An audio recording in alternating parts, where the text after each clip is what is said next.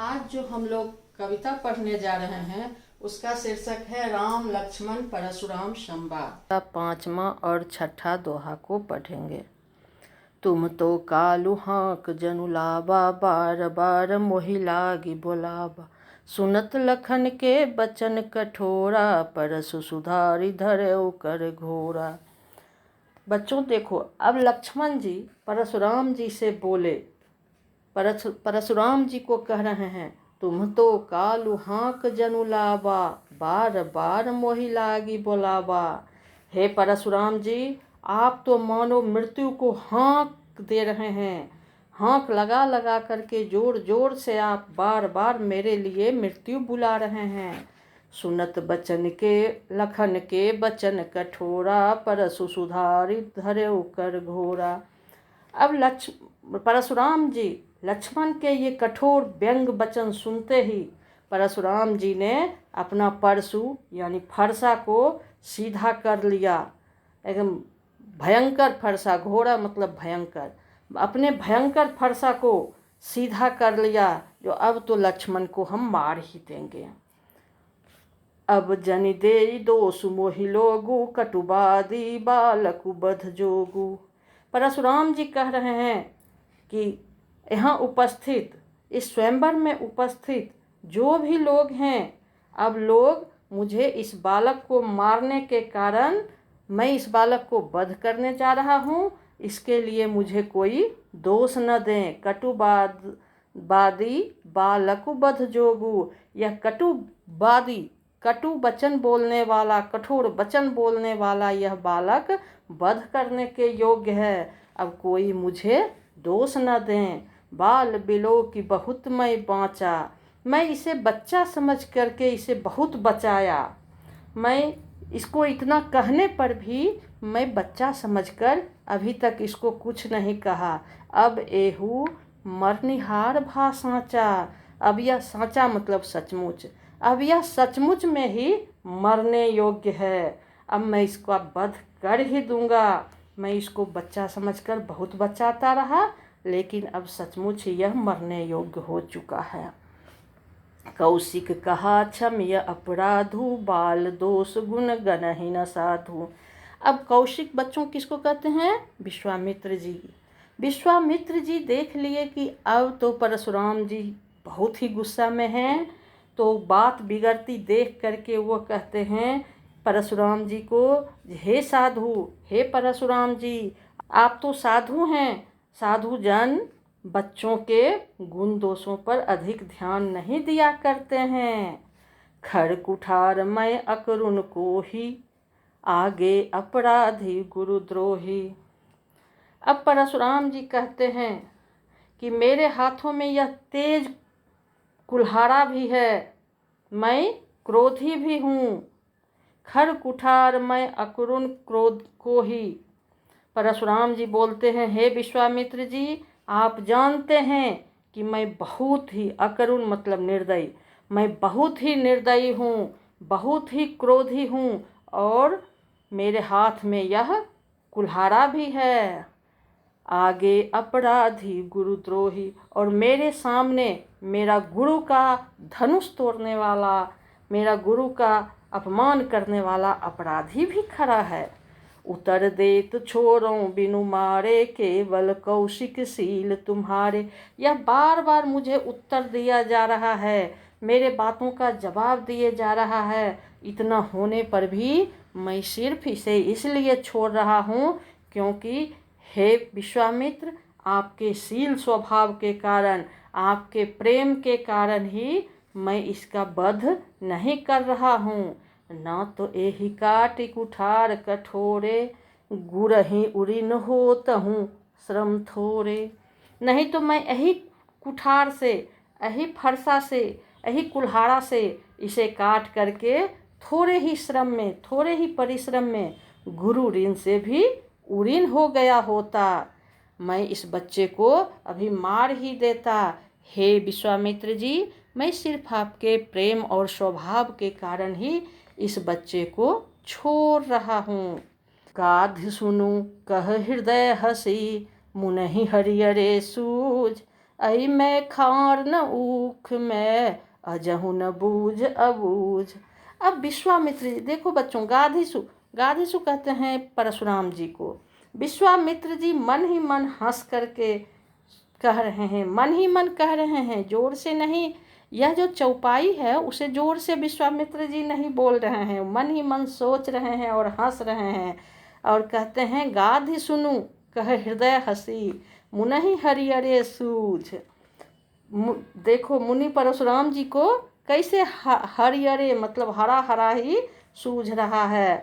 अर्थात यहाँ पर विश्वामित्र जी सोच रहे हैं, मन ही मन हंस रहे हैं कि जैसे परशुराम जी पृथ्वी पर के सारे क्षत्रियों को मार दिए हैं, ठीक उसी प्रकार से वह राम और लक्ष्मण को भी सामान्य क्षत्रिय मान करके आसानी से मार डालने के सपने देख रहे हैं। इसीलिए उन्हें हरा ही हरा सूझ रहा है, उन्हें सभी एक समान ही दिख रहे हैं।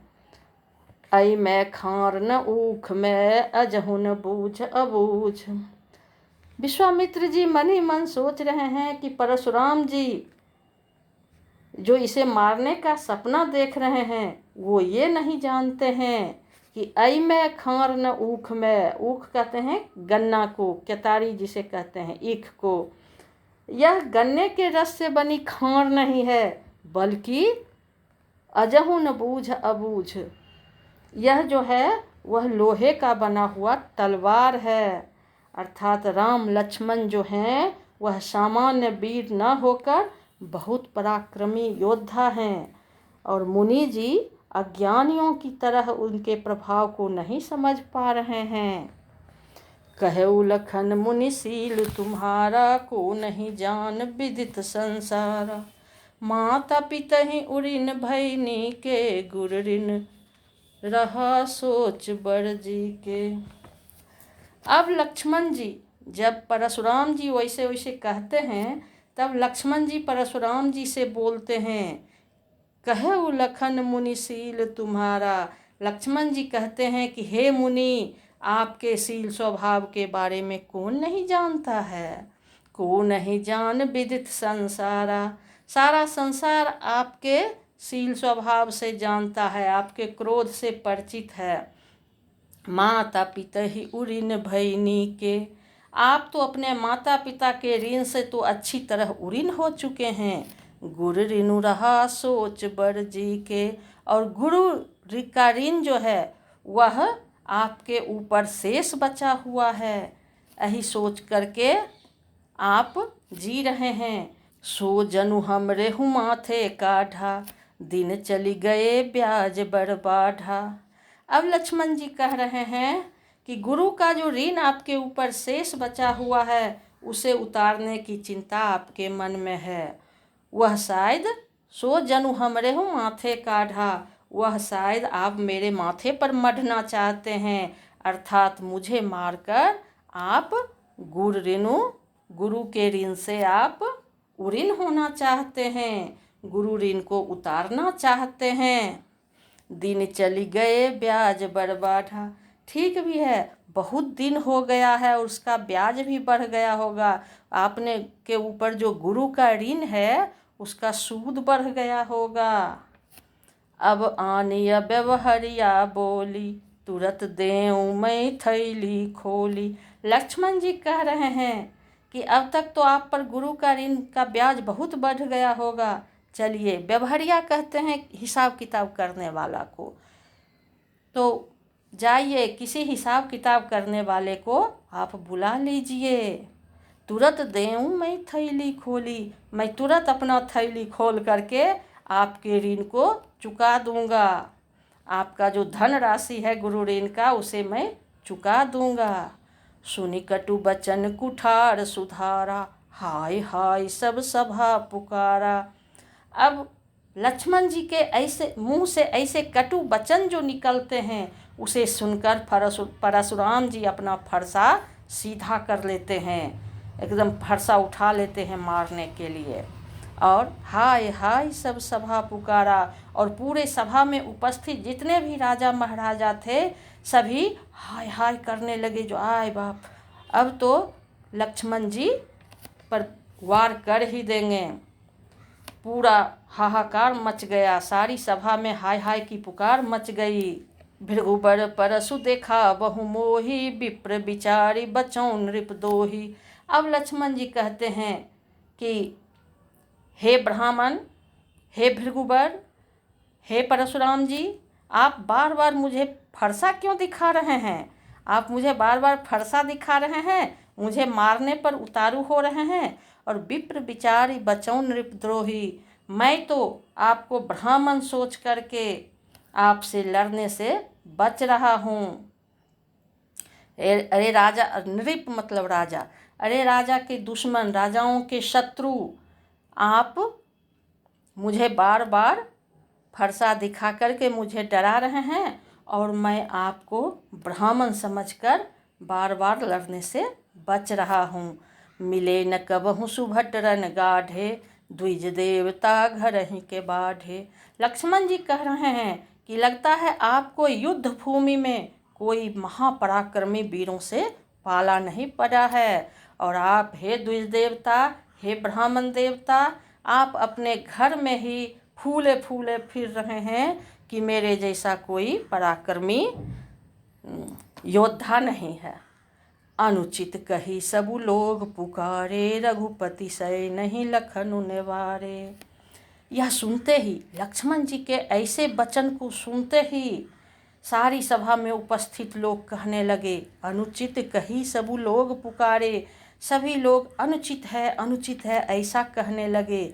रघुपति सै नहीं लखनु निवारे। अब रघुपति यानी राम, देखो बच्चों, अभी तक राम कुछ भी नहीं बोले थे। अभी तक यह बात सिर्फ लक्ष्मण और परशुराम जी के बीच ही हो रहा था। दोनों आपस में व्यंग बाण एक दूसरे पर छोड़ रहे थे, बातों की लड़ाई चल रही थी। अब यहाँ पर जब सारी सभा भी अनुचित है कहने लगते हैं, और रघुपति यानी राम को भी लगता है कि नहीं, लक्ष्मण छोटा है और परशुराम जी तो महान योद्धा हैं ही, ऋषि भी हैं, और वह विष्णु के अवतार भी उन्हें कहा गया है। इसीलिए राम शीतल जल के समान, ठंडे पानी के समान आँखों से, एकदम अपनी आँखों से इशारा करते हैं कि ए लक्ष्मण तुम चुप हो जाओ। अपनी आँखों से ही इशारा करके शीतल जल, ठंडे जल के समान शीतल वचन बोलते हैं। लखन उतर आहुति सरिस, भृगुबर कोप कृसान, बढ़त देखि जल सम बचन, बोले रघुकुल भान। अब इस प्रकार लखन लक्ष्मण को कहते हैं। लक्ष्मण का उत्तर जो था वह आहुति के समान था, और सरिस भृगुबर कोप कृसान, और भृगुबर परशुराम को कहा गया है। परशुराम का क्रोध जो था वह आग के समान था। लखन उतर आहुति सरिस, भृगुबर कोप कृसान, बढ़त देखि जल सम बचन, बोले रघुकुल भान। यहाँ पर गोस्वामी तुलसीदास जी लिख रहे हैं, कह रहे हैं कि लक्ष्मण का वचन जो था वह जैसे आग में घी का काम करता है, वैसे ही उनका वचन घी का काम कर रहा था, और परशुराम जी का गुस्सा आग के समान था। तो जब आग पर घी पड़ता है बच्चों, तो वह बहुत ज़ोर से धधकता है। उसी आग को, धधकते हुए आग को अपने रघुकुल भान श्री रामचंद्र जी को कहा गया है। अतः आग को बढ़ता देखकर श्री रामचंद्र जल के समान शीतल वचन बोलते हैं। और बच्चों, यह पाठ भी इसी के साथ खत्म हो गया।